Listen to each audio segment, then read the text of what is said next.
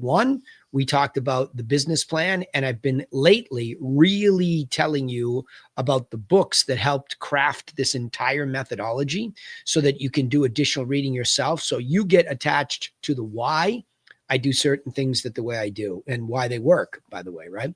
So the Profitable Real Estate Agent Plan Explained is week 1, where we go through the business model that I turned into an infographic based on Michael Gerber's book, The E-Myth. The next week, heavily influenced by the work of Brian Tracy, who wrote many books, but one called Goals, very simple, and why it's so important to write down a goal, which we taught you how we commit that to writing from day 1. So that, or the beginning of the year, and here we are setting that goal for all you Griffins and all you TRCers. We have that commission, the gross commission goal setting that we do at the beginning of the year, where we really just chart that course for the gross commissions that you will earn before splits, before everything, but just to get it set up as a business target, because in week 1 we talk about the business. It's not a job, it's a business. So those two things are really important, week 1 and 2. Week 3. This is really a topic that I love. It's important to me for a lot of different reasons, but it's all about bulletproofing your mindset. And we talked very, very heavily over the last couple of weeks about mindset, because when you get to the end of the year, you realize that's the thing that needs the most attention. And from my work one-on-one with top producers over the last 22 years, including having that struggle myself, you're going to run into what's called the resistance. And so the book that we talk about a lot there is Stephen Pressfield's book, The War of Art. And then that personifies that animal brain in its nefarious state, trying to stop you from thriving. So then that begs the question, well, how do you get out of it? And then that week, we talk a lot about psychocybernetics, or mind steering systems, written by Maxwell Maltz, a former plastic surgeon in the early 1900s to mid 1900s. So really, really a very, very powerful call, because you have to become something different if you want to become a profitable real estate agent. You can't just work with your current operating system. I said that several times in coaching today. Then we get into marketing, and marketing is a big deal because there's so much misperception about what marketing is. Usually people want to jump the gun and go straight to leads, which we talked about last week, but not in week 4. In week 4, you have to understand what your core content as a realtor is. You really have to understand that you have to create some basic things like a market update that answers the question, how's the market?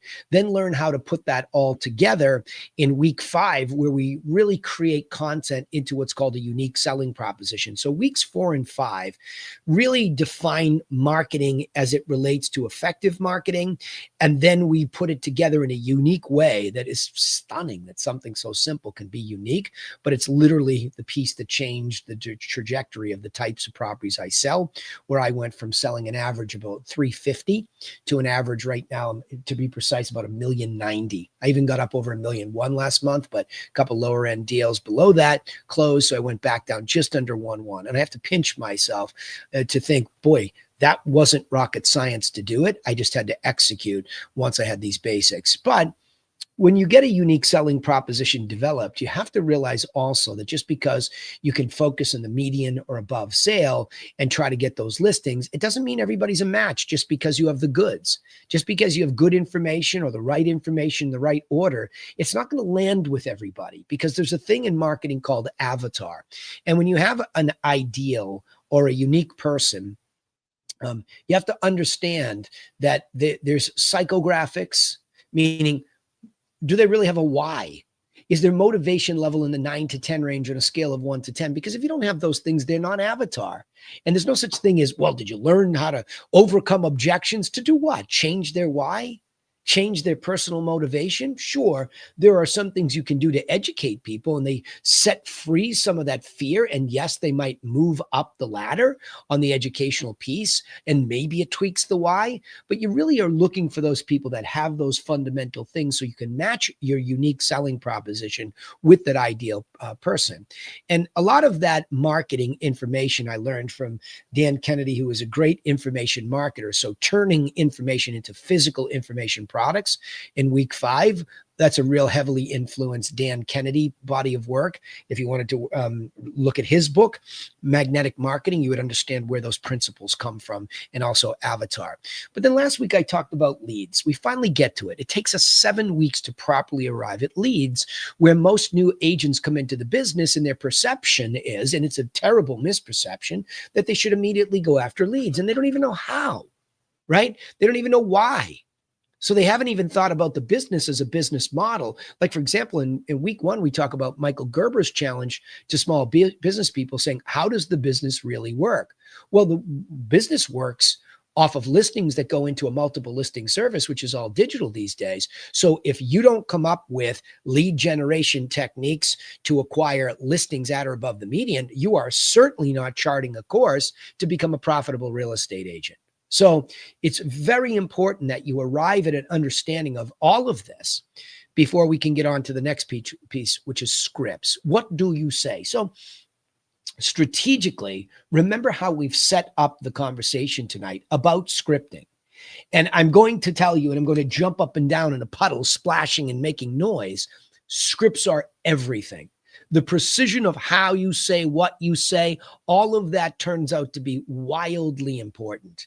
And it's every week when I'm coaching and training the tactical stuff and I listen to recorded calls, it is so easy for me to hear why real estate agents are not properly articulating their unique selling proposition to somebody, why they're not able to figure out from somebody by getting them to read their mind aloud. Why? How motivated? Because they don't know the exchange of reciprocity. So there's a lot of technique and strategy that combined when it comes to scripting. Now, tonight, I'm going to tell you that the book that really influences all of this scripting very heavily, and amongst other things, the rest of the course, is this book here that I'm putting up in front of you now. This is a national bestseller called Influence, The Psychology of Persuasion by Robert Cialdini. Cialdini was a professor. I don't know if he's still active, but Cialdini was an expert in all things influence and wrote this very straightforward book. So when you hear me talk a lot about using reciprocation or the law of gift giving, that is one of the most powerful reasons why we create a product, an information product in Dan Kennedy's world, and give it away, because it creates this influential moment where somebody wants to reciprocate and give you back at least some of their time. And you're going to see that tonight in the scripts. But we also talk a lot about really leaning in on law of authority, which is also part of all of what he does. And the law of being likable. All of these things really find their way into our scripting. So that's why I just put it up on the board tonight. I highly recommend anybody who's in small business, sales, marketing, etc., gets a copy of this book, gets a copy of the audiobook, and just listens to it, just reads it. Because you all want to think that we behave in a very controlled manner, and we do not. We behave in a way such that we are acting through psychological triggers.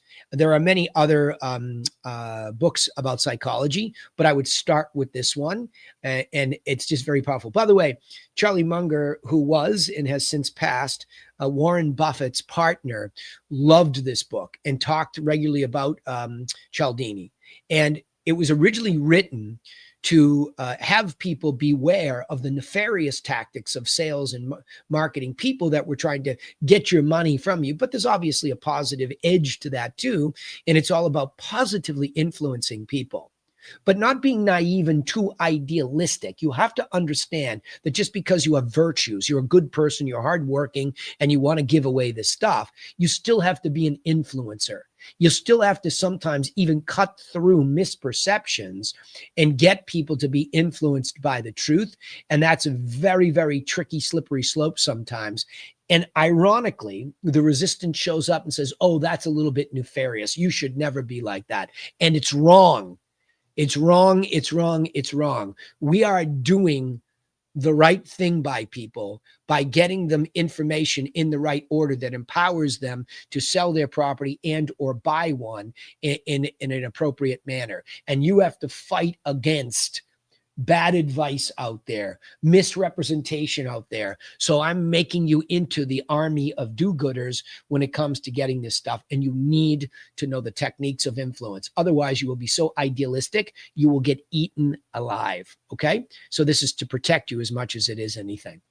All right. Now I am going to get into the slideshow. We'll go through this. And remember, on a call like this, for all of you showing up live, I am happy to coach you on any subject in this course or any tactical thing or anything you're stuck on. Don't ever come to me and be available and get stuck with a question that didn't get answered. And if you're too shy on one of these calls to ask it yourself because you think it's a dumb question, type it in. Okay, type it in, and I'll even keep you anonymous because you can type me a private message in the chat. Okay, I want questions to be able to answer them, but I do want to keep this inside of an hour each time. So we'll go from there. Okay, so away we go. So what do you say to influence people, right? Well, let's go back to, let me just make sure I have the right slides here. Yeah. Okay. So we're going to go back to a definition of prospecting because this is really, it's such a weird thing to say, but nobody ever taught me what the act of prospecting was. And I was left with a concept that prospecting was cold calling. That's all I thought it was. That was the simplistic, animalistic definition I gave myself. But in the context of how a business and service really works, you have this contact information flowing along through your business. And what's changing is the disposition of that contact. So in other words, when you first have contact information, we determine that its disposition is a lead, but that needs definition. So a lead does not have certain things where a prospect does. So turning a lead into a viable prospect requires you to determine what? Why they're moving and how motivated they are on a scale of 1 to 10. That's an extreme, and remember what I said about avatar or ideal persona. And we talked about that last week, right? So, or whatever week it was. Let me see that. I just said that quickly. It was avatar goes back to week 6. So 2 weeks ago, right? So these are two of the things that determine ultimately whether or not somebody is a prospect. Now, the one thing that I would add to this for all of you Griffins and TRCers, and I'm going to show you the scripts tonight, I put a working definition at the beginning of the master script list. And at the beginning of that master script list, it says very specifically that a prospect has a real why they want to move. They can see themselves being a 9 to 10 on the motivation scale inside the next 12 months. And they have accepted your unique selling proposition package, your physical package. If you dare on my watch, just do digital, shame on you. Shame on you for being that animal brain lazy where you are not believing the importance of a physical product getting in the hands of somebody that you're trying to turn from a lead to a prospect, because it is that very thing and that gift that triggers the law of influence that allows that person to feel comfortable answering some questions about whether they are prospectable or not. So what's the most critical point to understand about a lead? Well, before trying to turn the lead into a prospect, you must be aware also of their context. So I get this conversation a lot about scripting. And a lot of people, I remember somebody saying to me, yeah, well, I've been working all night on a FSBO program. I'm like, you did what? A FSBO program? What are you talking about? I have a FSBO script written, and it's the same unique selling proposition package for any kind of seller. So what do you mean? He's like, huh? I'm like, yeah, all you needed to know was the context, because when it comes to scripting, and you'll notice this, if we recognize the big three, and we talk about leads hiding in plain sight last week, well, the big three are what? Expireds, for sale by owners, and probates where somebody's passed. Those are the big threes in this business that provide a very clear path to where somebody probably has context to sell their house. So that's context, right? I tried and I failed. Somebody died and I have to sell. I'm trying to do it myself. So those are the types of ideas of context. Now, of course, on the internet, it might be a home evaluation context that they ask for on the internet.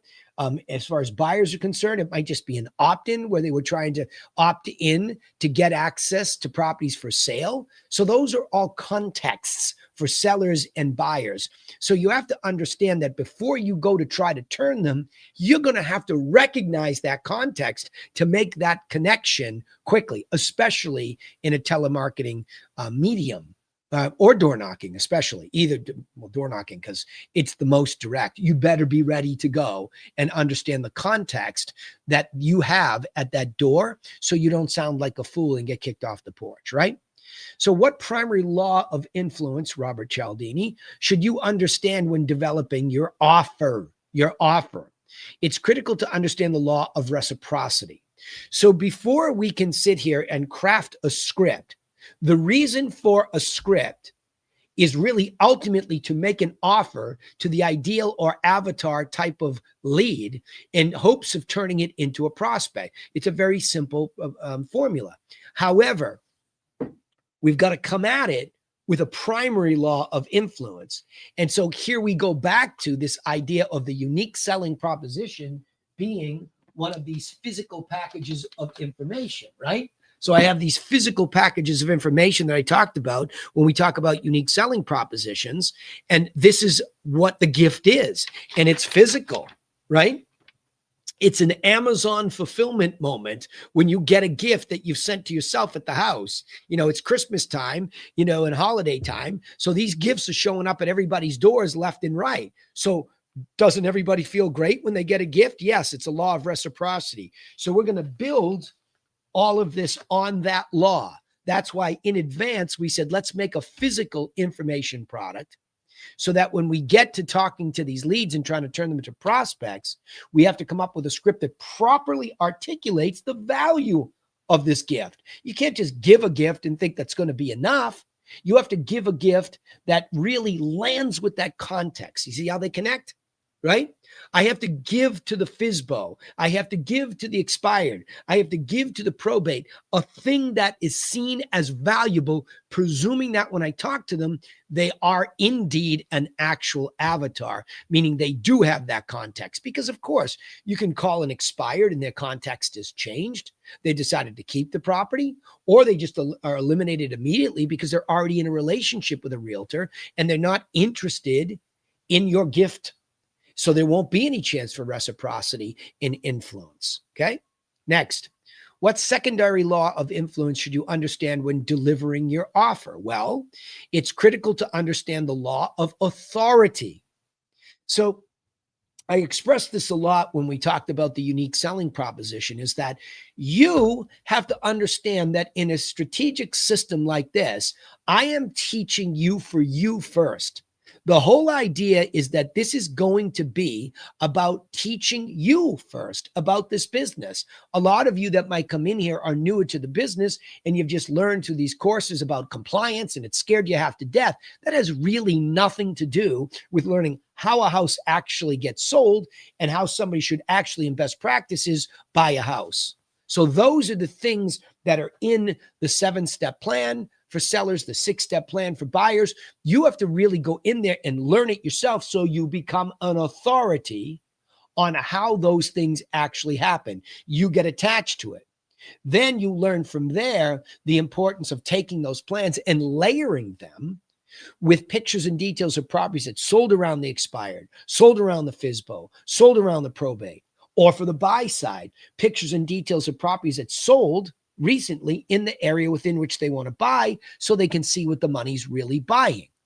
And then, of course, everybody wants to know how the market is. So you go right back up to content marketing, the section we did there, which is why we say, hey, remember we talked about making a 1-page statistical market update. So you're not randomly saying it's a buyer's market, it's a seller's market. You're talking statistically meaningfully specifics, right?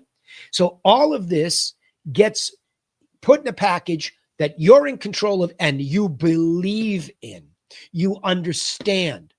How could you be sitting here on these calls with me and not first being told by me and hearing me say, you all better go make a buyer and a seller package before you ever think you're going to be successful in this business? Ever.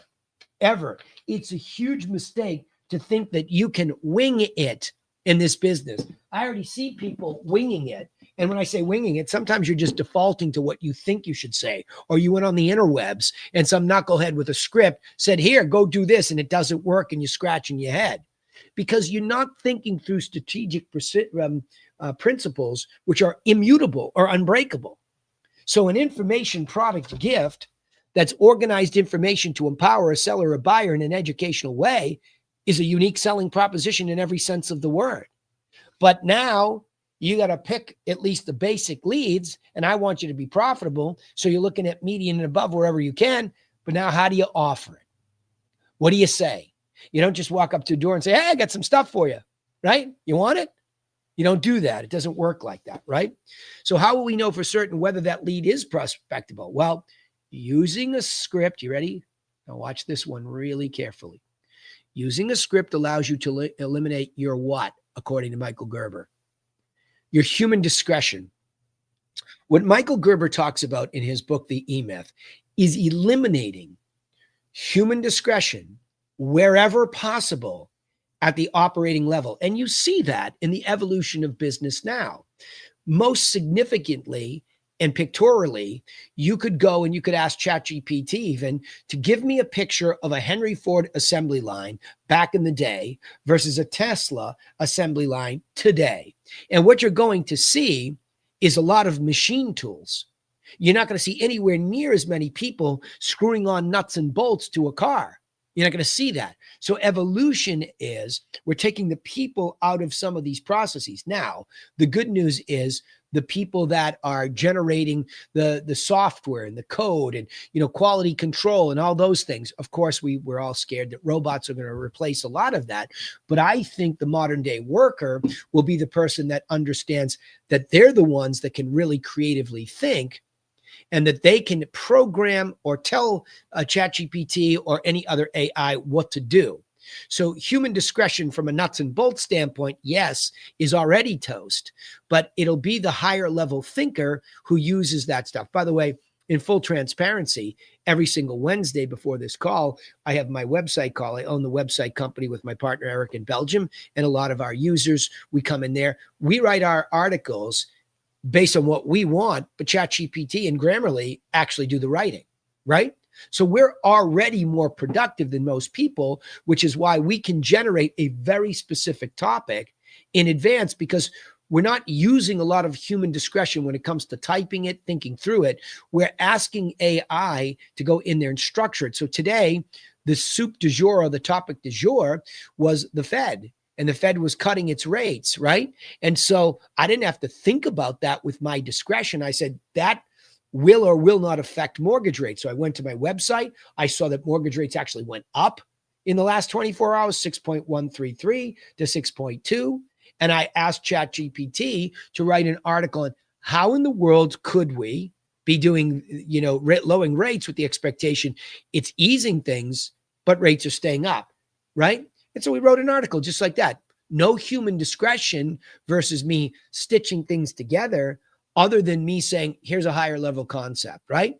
So you have to understand that these things are better than you winging it. You're giving your brain structure, and that's where we're going to get this increase in productivity if we understand this modern world. That's really important to understand. Right? How will you know for certain whether lead's prospectable? Again, you'll need to push towards acceptance or decline of your offer by determining whether or not the lead will have context to sell or buy, that's supposed to say, inside the next 12 months. Okay. So that's a very important thing to figure out, right? We have to know that. So like I said, the pro tip here tonight is Robert Cialdini's Book of Influence. And you gotta get yourself a copy. It's a must have. But tonight, I get right down into the tactical. So strategically, there's what it is, right? It's this act of using words to talk to seller leads, especially to influence them, if they're the right avatar, to accept your unique selling proposition in the form of an information product so that you win the opportunity to gain some insight into whether they really have the time, the reason, and the motivation, so that you can then follow up until you can then offer more for free, which is your insight while you're in their house or showing them properties. and your analysis to include a net sheet. I have one of the smartest clients in the world. She is so smart. Her father was quote unquote a genius. She is both Harvard and MIT educated. And we sent her over tonight the analysis on a property she wants to buy. And she just absolutely melted and loved it. Right? So when I tell you you have to become an expert at some basic things and that will empower you in the face of some really smart people, I'm telling you from practical experience. That was like an hour ago I was on the phone with her. Okay? So when we get into these words tonight, I'm going to beg you, don't fight it. Don't think you're better than scripting. You're not.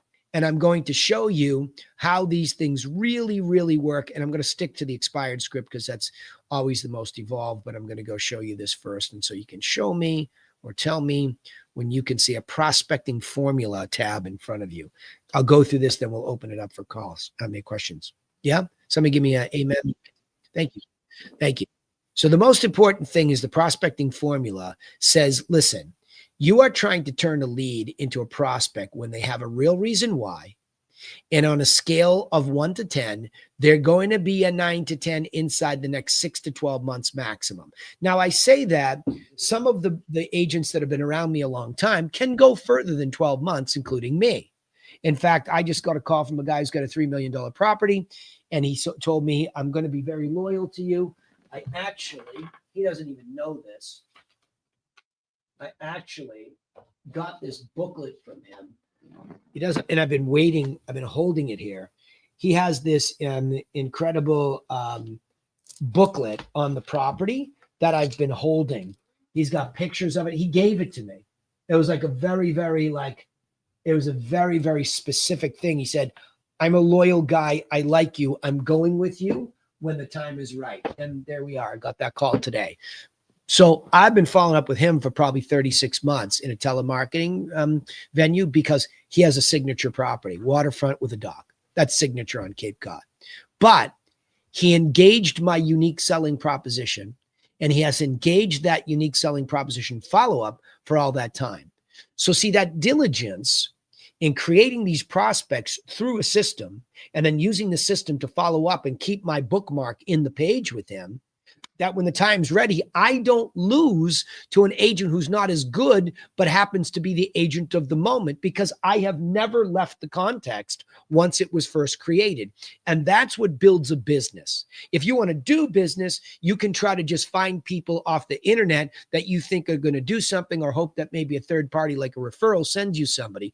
But if you really, really, really want to build a real estate business, you have to understand the act of prospecting in its truest, best sense. Then tactically, you have to understand how everything I just taught you comes together. So watch how it comes together, right? So we're going to, and we have this both for door knocking and telemarketing. And all we did for door knocking was we changed the words a little bit because you're not going to say the things at the door that you say at the, on the phone because the context changes, right? But we've gone into everything here that is spoken is bold and highlighted. But you see what I did down here below them. Invoke the law of authority from Cialdini's book. Use a professional, believable, authoritative tone. So again, like I said, when you're studying the unique selling proposition information, you don't wing it. You don't make it look half-assed. Like I was with Mike Maservi today, and I looked at his, and I'm like, okay, Mike, that's not what we do, right? And I was going to show him tonight too. That's not what it looks like, okay? Ours looks very particular. It looks like a very particular thing. And like the same folders should be used, not ones you made up that were blue that have this. No, we're a black and gold brand. We get these at WB Mason. We have black cards on the front. You can flip it around if you want. I prefer the Batman look on the front.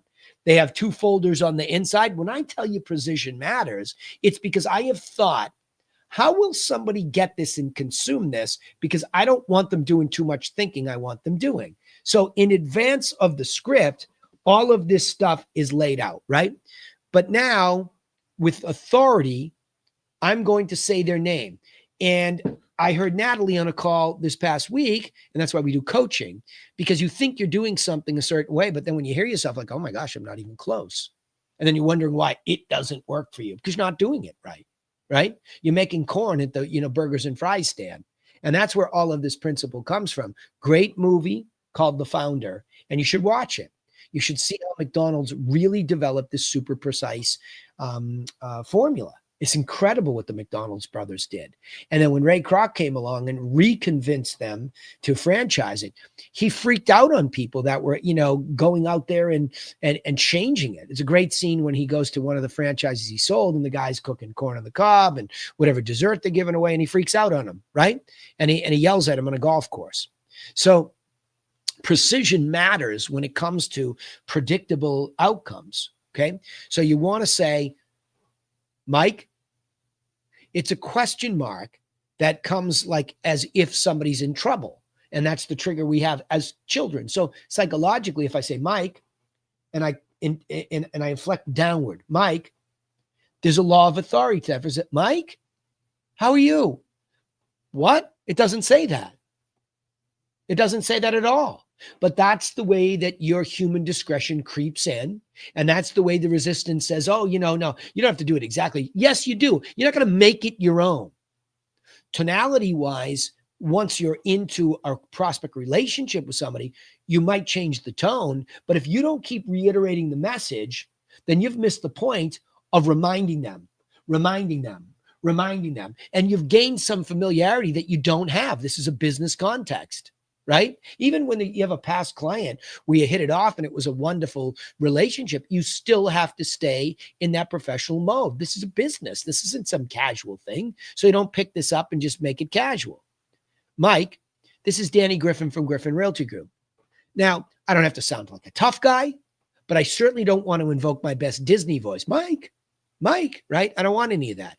I'm serious. This is business. I'm calling you because in Robert Cialdini's book, the word because is talked about as a major trigger.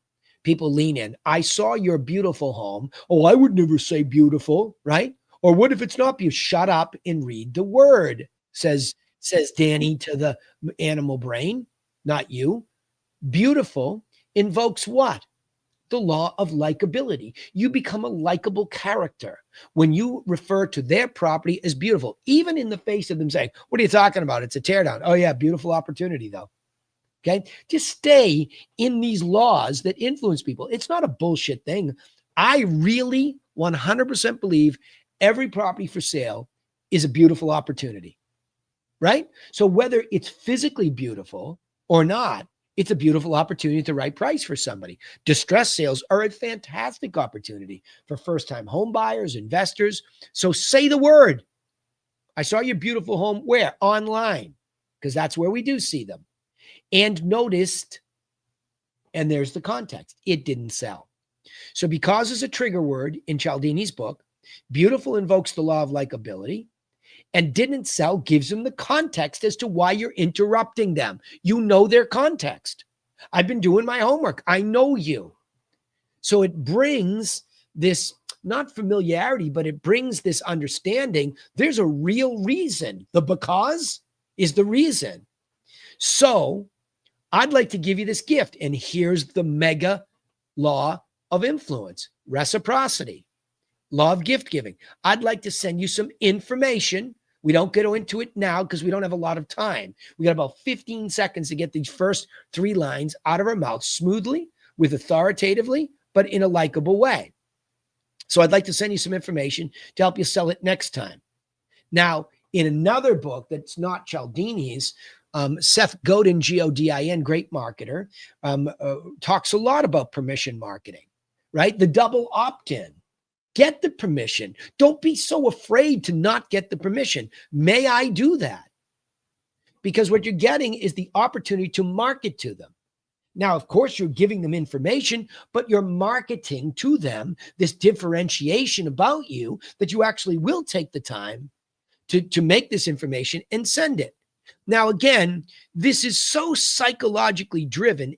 If there's even an inkling that they are the right avatar, meaning they probably have the context to still sell, he said, and a motivation that they can see subconsciously, at least, to do that inside a reasonable amount of time, they're going to do the knee-jerk yes.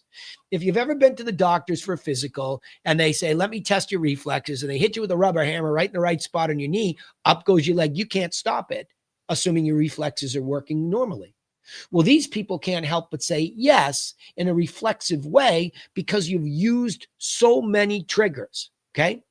Now you've got them in a yes mode. So you're going to, great. May I confirm the mailing address is the property address, period. Right. But then you have to double opt them in. So if you go back to this permission marketing idea, we want to double opt them in. We got a yes. So they're there. But now tell them what it really is. Make them say yes to a fully articulated offer. If we tried to say all of this on the first moment, they'd probably hang up on us. The high Ds would. And the high Ds can still be a good avatar. So you got to get out of your mouth in that 15 seconds of time while you're interrupting them very quickly. Get the reflexive yes, and then gear down a little bit. Great. Just so you know, we take the time to customize it. It will include pictures and details of properties that sold in your price range, straight from MLS, just like realtors. A one-page statistical market update to show you the exact direction of current market pricing. And as a bonus, the real words, as a bonus, because there's a segue, as a bonus, a copy of our 7-step plan that we customize for our clients, which you are not yet. We're just hoping to make you a prospect, but someday we'd like to make you a client. But we're going to tell you we're giving you client level shit here, right? So that's it. May I send it? Now, if you hear them go up even a little higher pitch, if they go up in a higher pitch, that means probably a really good sign. They understood what you just said it was, and they're a little bit surprised it's so thorough that now they're even a little bit excited to get it. You won't hear that in every recorded call, but in the ones that are really like virtuoso performances with a person's true avatar and you're staying in the words, you'll hear them go, oh yeah, great, right? It'll go up a little bit. Super. I want to call you next week to ensure it arrives. So now what we're doing is we're trying to lock in the true law of reciprocity for at least the delivery of the package.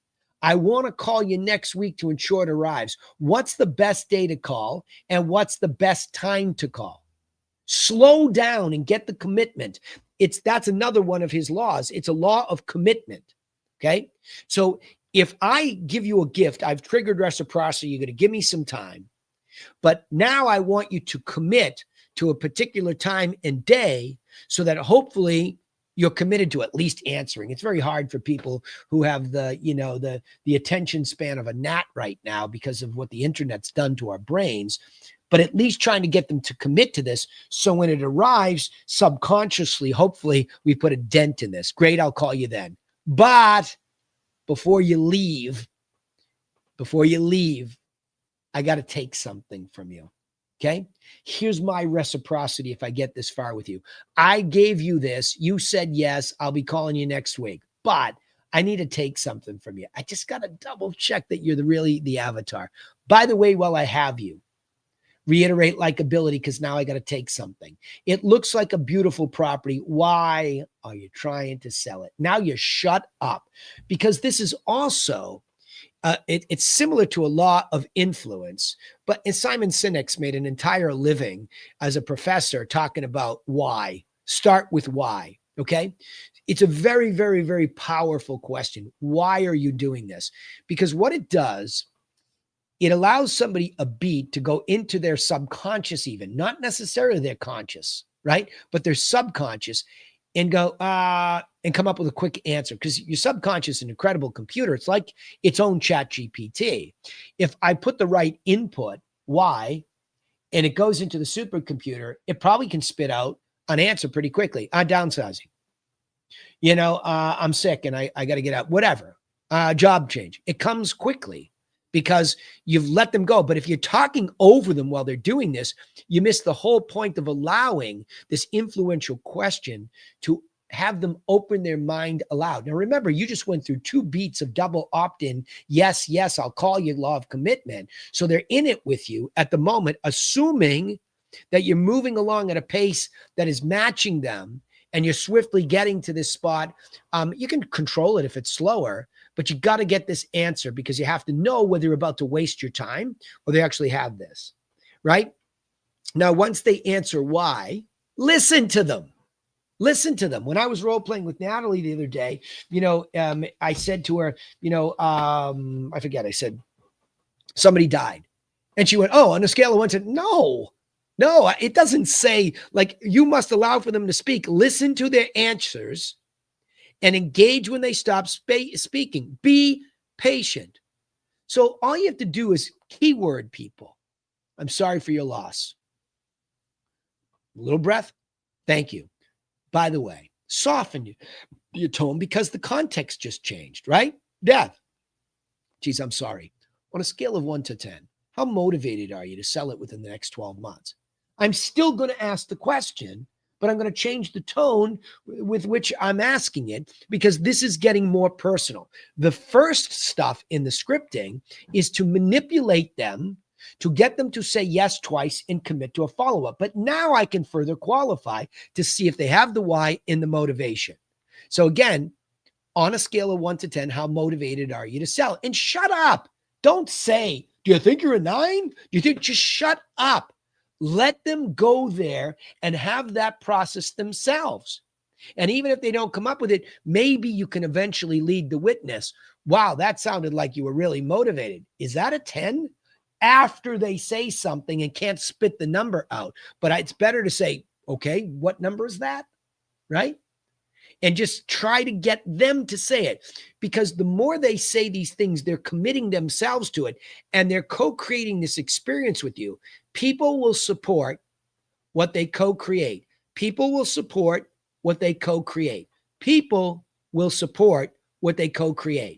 So if you're in a real tennis match with them and you're allowing them to have the ball and hit it back to you, they're co-creating with you properly, and you're getting recognized for that. But if you keep interrupting them, then you're not co-creating anything, right? Your taking is ugly. This taking is psychologically driven and very important to them, okay?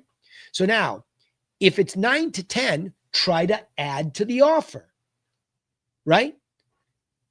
Okay, so in that case, because you're so highly motivated, I'd be happy to have, or if it's you yourself, I'd be happy to deliver the package myself and stop in to give you some of my insights to help you sell it next time. But if I'm there, it includes more than just those 3 things, because it includes what? A price analysis of the properties that sold around you to determine your current market value. And I would also include a net sheet to show you what you'd walk away with after all expenses. And I'll also give you tips on what to do and not to do to get the best price based on our 7-step plan. May I do that? So usually it's a no, because even though it's a good offer, if you go there, they don't know you. And we live in a day and age where we just don't let people we don't know in the house. But they can remember you just made an offer for information and you can default to it, right? So we just go back to it. If it's a no, okay, I'll call you next week to make sure that information arrives, right? And that's it. That's it. Because it's going to be very rare you can get right into the house. But all of that eliminates your human discretion, makes an offer that is really irresistible when it lands with the right people. And all you're doing with an expired versus, say, let's go to a FSBO, okay, for sale by owner, you just change the context. I'm calling you because I saw your beautiful same home online, same, and noticed that you were trying to sell it yourself. All I did was change the context to FSBO, and everything else is the same. If I go back to probate, it's the same thing.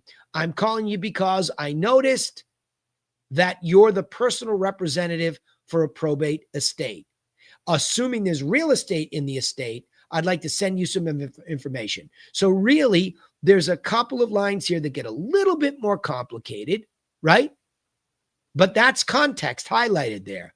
Now, home evaluation. Somebody comes in online or they're referred to you. I'm calling because I know that you're looking for a home evaluation.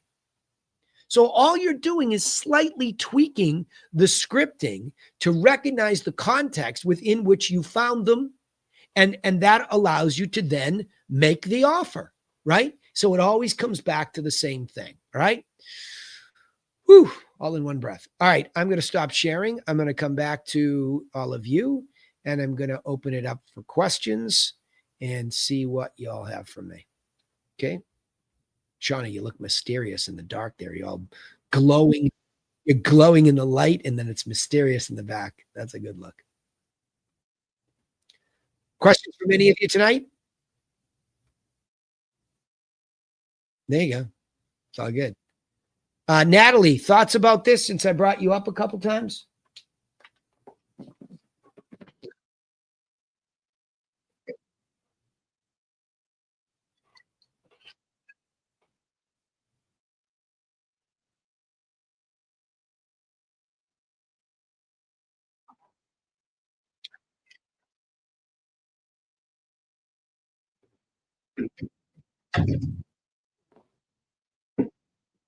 Well, just bring it back in, even if it's awkward. Just bring it back in. And Autumn used to teach, keep your finger on the script. If you're telemarketing, just keep your finger on the script. Yeah. Just keep, where are you at? Because you have to achieve what you need to achieve out of the call, or you don't know what you're doing next. So don't worry if it's awkward. Just stick to accomplishing what you need to.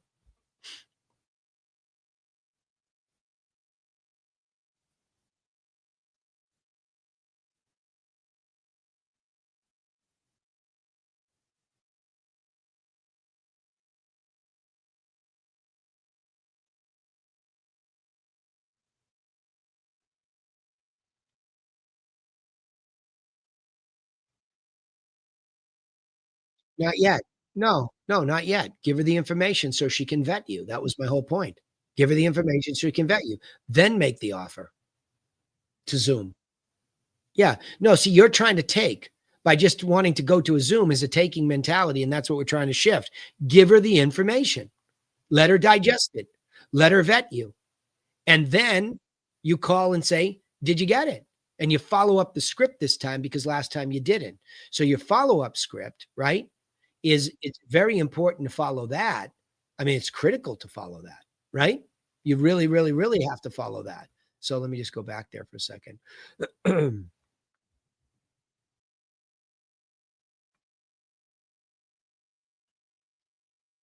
you're rushing like anybody. You're rushing like anybody. You're just rushing. You're not. You, yep. Yep.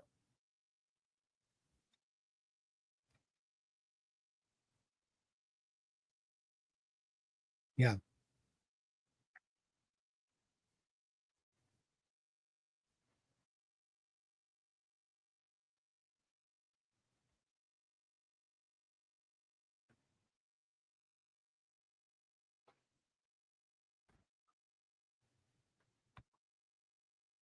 Yeah.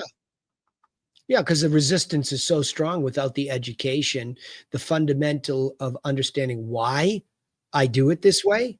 It's rooted in all sorts of immutable or unbreakable concepts in business, right? I mean, they just exist. We can pretend that they don't. Our brain can pretend that it's strong enough to overcome it, but there are a lot of people that have come before us. And by the way, there's a great saying in the Bible, especially by in the Old Testament with Solomon, there's nothing new under the sun, right? So it's just that over time I've been able to put it in an effective order based on principles of books that I've read and ideas. I'm reading another psychology book called Nudge right now, which is another national. Yeah. So that's another national bestseller. And what's interesting is I noticed already with that psychology what nudging really is. I don't know if you've all noticed it where you live, but if you go on the highway these days, you're going to see these additional little marks on the highway. And what they are is like if your wheels are to the left and right of those, you're in the center of the lane. That's a nudge, right? That's a psychological trigger. It's a brilliant one too, because it's probably saving a lot of people from drifting off the road, right? Because when you fall into that zombie zone, you're looking to the left and the right of those lines and you drift left and right. Now all of a sudden you see these things in the middle of the road and it's almost like a game. You're staying in the middle of it. I noticed myself psychologically doing it. So you never stop learning about these universal things and they're applicable to business in an incredible way. So why would we so here's the short-term follow-up. Natalie, it's Danny Griffin calling from Griffin Realty Group. I'm calling you because we spoke last week and I put that stuff in the mailbox to you and I wanted to make sure you got it. Right? So I just changed the context. Did you? right? So, by the way, while I have you, it does look like a beautiful property. Why are you trying to sell it? So you can go straight to it now. And on a scale of 1 to 10, how motivated are you? Sell it in the next 12 months, right? And so, or if you already have it, last time we spoke, you're selling because of this and there's a why. And say, by the way, because you're so highly motivated and you're interviewing people, I'd be happy to come in and give you some of my insights. Now, I say, I've taught you to say, I'd like to compete, but don't just say that, right? Just go into your offer. Say, because you're so highly motivated, I know you're interviewing people, I'd love to stop in and give you tips on what to do, what not to do to get the best price. And while I'm there, I would bring a price analysis, including a net sheet to show you what you walk away with after all expenses. May I do that? And you're trying to rely on that, a law of reciprocity with the package that you put together, because nobody did that for her but you. But you got to go to this. Now, if she decided not to do anything right away and said, I've decided to wait until, later in the spring, great. Then you're going to continue to, follow up with her and make her a longer term offer. If I go back to this, until you're ready for a visit, to make sure we keep you updated on the market changes, we'll email you properties that continue to sell around your property straight from MLS as they happen in real time, monthly market updates, and we'll also mail a summary of the information bi-monthly, monthly as well. And I'll check in from time to time to make sure you're receiving it all. May I do that? So you're setting it up in the short term. You're either going to get in or set up the long-term follow-up. Then there's a script for long-term follow-up. It's a system. You just go from step to step to step. You don't think. You do, right? Shoot.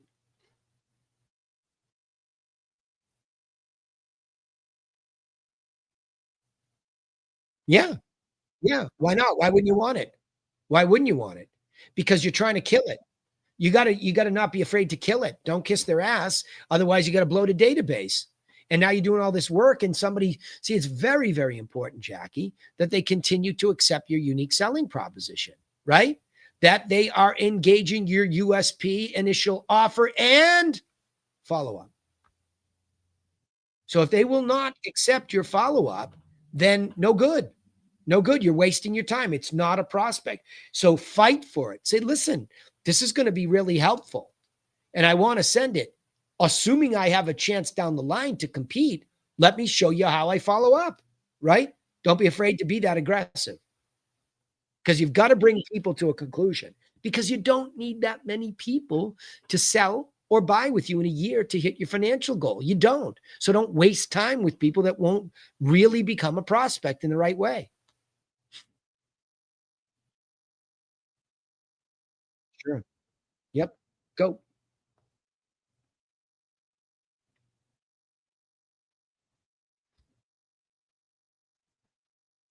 Yep.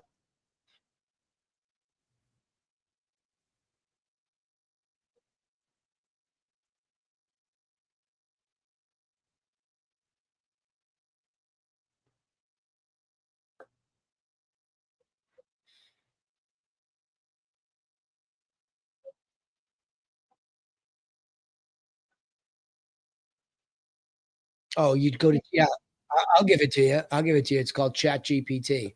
Go there and ask. No, I'm not kidding. Go, like, I just built an entire business plan for my website company, for its CRM. We're getting into the CRM business. I just built an entire business plan in about an hour. Yeah, yeah. I'll go right there and say the same thing you said to me.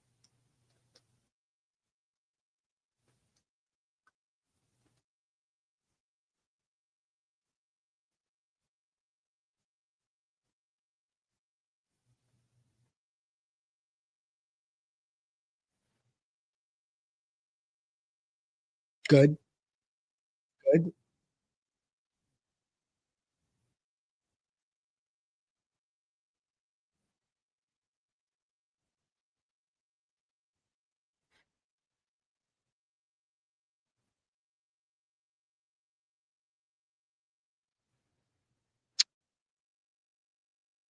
I love it.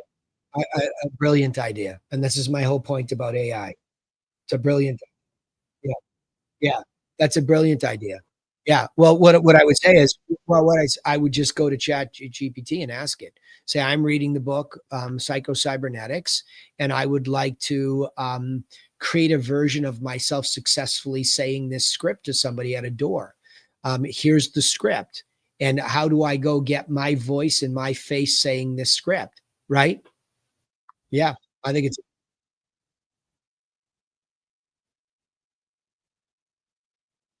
yeah. Don't waste too much time though. Don't waste too much time. Don't waste too much time because it's still you're not gonna make any money in this business without being human to human.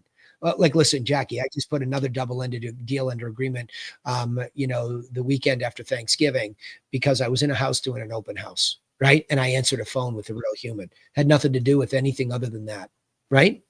So you've got to get these listings by talking to real people, making a real offer, giving them a physical package.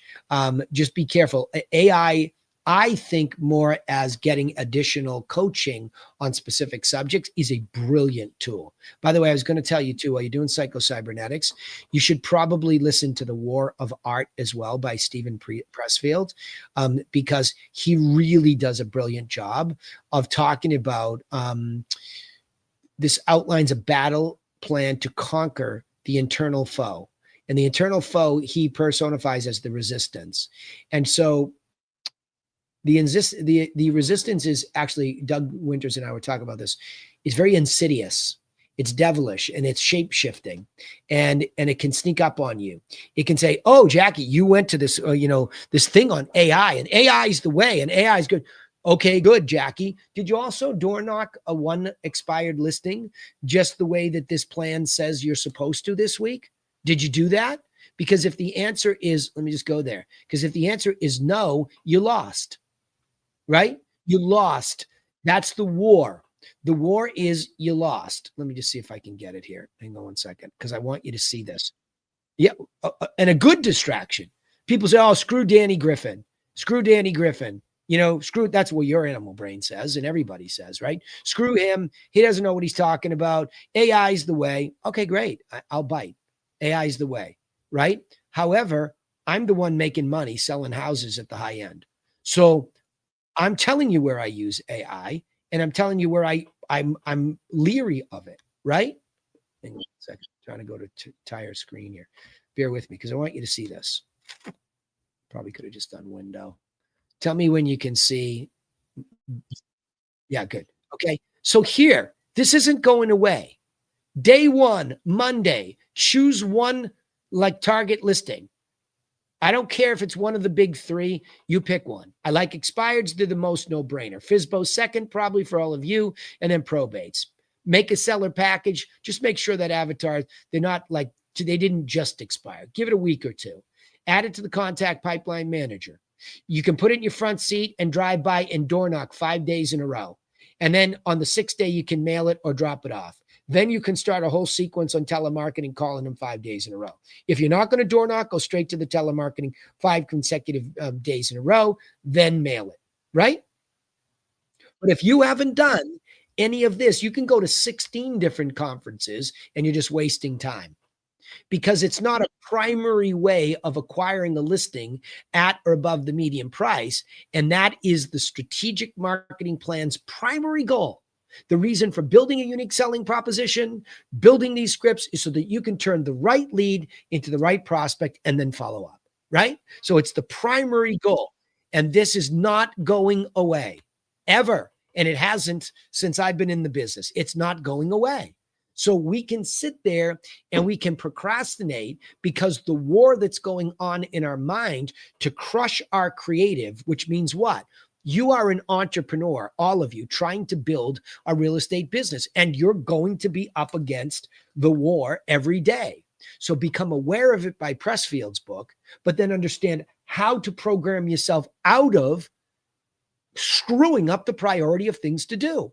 I have no problem with going to conferences and learning and doing things, but only after you have made that package 44 times in a year, added each one of those once a week, not 2, 3, 4 in a week, one a week, and then you execute. If you don't do that, I'm going to be here next week saying the same thing, right? Well, because I don't know another way. I don't know, but I can tell you and I can prove to you all financially, it has been a dramatic difference in the type of property that I sell. Oh, but COVID's made everything. Yeah, but I didn't triple. I didn't go from 315, 350 range to 1,090,000 to be exact right now because of COVID, right? It's not what happened. And furthermore, the majority of the deals that I've done have all been, driven mostly by listings I got. So I'm picking up better buyers off of those listings. I'm double ending some of those listings. Those past clients are referring other listings. So it's coming this way. And it didn't take me that long. I think in the last 48 months, pretty close to 48 months. I remember Kathy kind of started kicking in 4 years ago, right about now. And then we started tracking. So I've done close to 92 million under this methodology myself in my own book of business on about 85 sides, 1,090,000. It's just it's like I have to pinch myself. Now I'm just trying to scale that up to say, okay, if I can do 1,090,000 average, can I do more deals per year? Okay, good. How do I do that? Well, I got to get a couple more good telemarketers to dig them up for me, right? So it's just so logical once you have a system, but you will be in a war with your perception of what's possible for you every day. So wherever you find yourselves, I'm not going to change the system. I'm going to tweak it every week with the mastermind like I will tomorrow. I'll take a look at some stuff, right? But you have to train your brain to make this business work for you. First, become conscious it is a war, and then become conscious that there's a way to do this to program yourself. But don't ever come on these calls and act as if you've never heard me say, pick one listing target a week and go for it. What you do after that, I'm good, right? I'm good. But as long as I know you did this, I protected you I helped protect you from the war. Yeah? Shoot.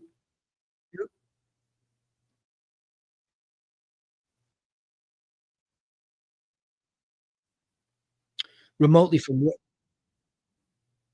Like he wants to do that, but no. Yeah. Yeah. No.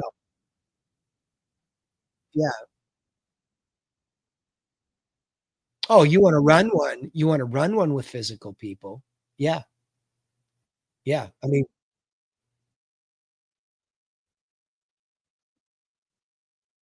yep. Well, where is she? Why isn't she here? It's okay. I just told you it was okay. Yep.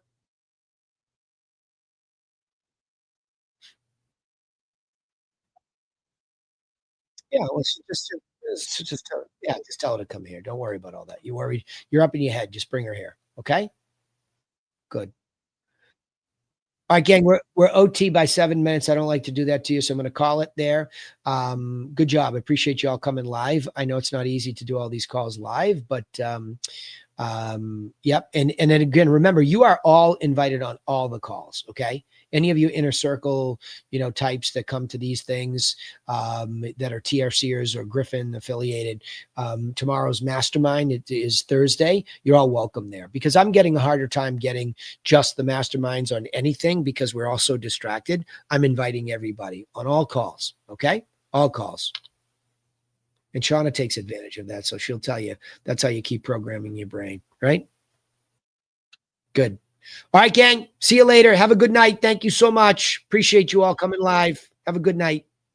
You're welcome. Bye, YouTubers.